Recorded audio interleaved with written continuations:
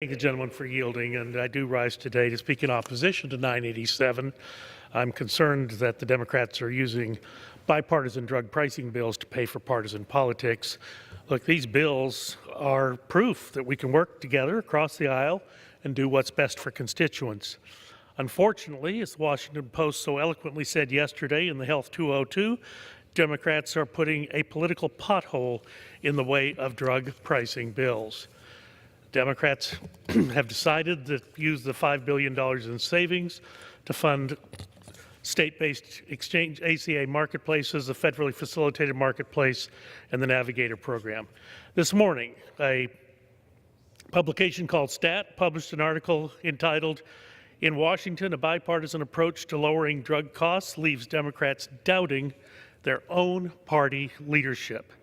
As this article reported, even House Democrats do not understand why the Speaker of the House and party leadership have decided to politicize bipartisan bills that enjoy widespread support. The chairwoman of the Energy and Commerce Health Subcommittee is on record as saying she was not a fan of what has happened. Republicans do stand ready to work on solutions. Congressman Mark Meadows, the chairman of the Freedom Caucus, told Stat that the Democrats' political stunt is a wasted political opportunity. He continued, "You've got the chairman of the Freedom Caucus willing to work with Democrats on making real structural reforms on prescription drug prices, and what do? They put a poison pill in, trying to augment a failing healthcare delivery system," close quote.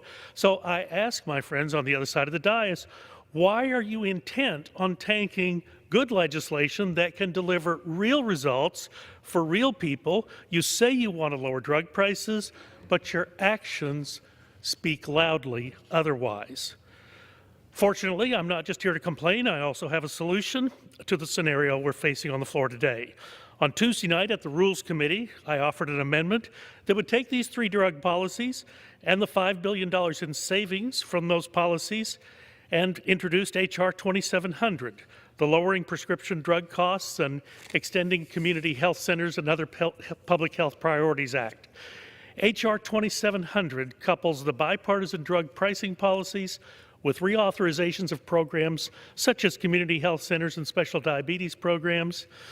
Look, reauthorizations are tough. I know. I was chairman of the Health Subcommittee in the last Congress. September seems like a long ways away.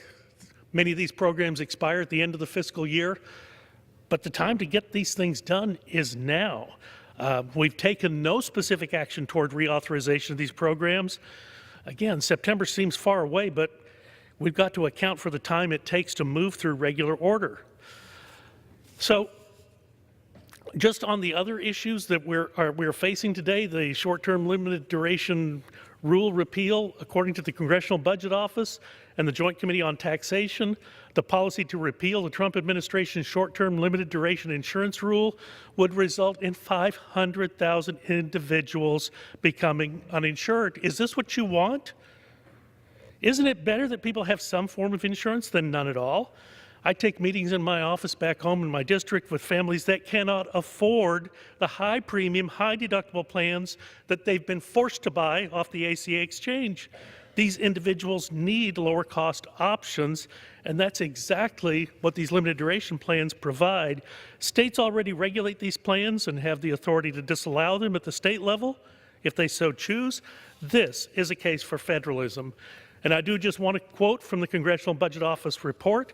CBO and Joint Committee on Taxation estimate that the long enacting legislation would result in roughly 1.5 million fewer people purchasing short-term plans. I would extend another 30 seconds, gentlemen. And I thank the gentleman. Texas recognized for an additional 30 seconds. Of those, more than 500,000 would instead purchase non-group coverage through the marketplaces established by the Affordable Care Act, and 500,000 would become uninsured. The drug policies contained in both 987 and my bill, H.R. 2700, are common sense, bipartisan measures to lower drug prices for our constituents. I am disappointed they've been rolled into a partisan package that will be dead on arrival in the Senate. We were able to work together in committee and subcommittee to ensure these policies would improve access to generics for American patients. I hope the Democratic leadership will consider the bipartisan nature of the policies when moving the packages to the floor in the future. I yield back. Gentleman's time's expired. The gentleman from Oregon.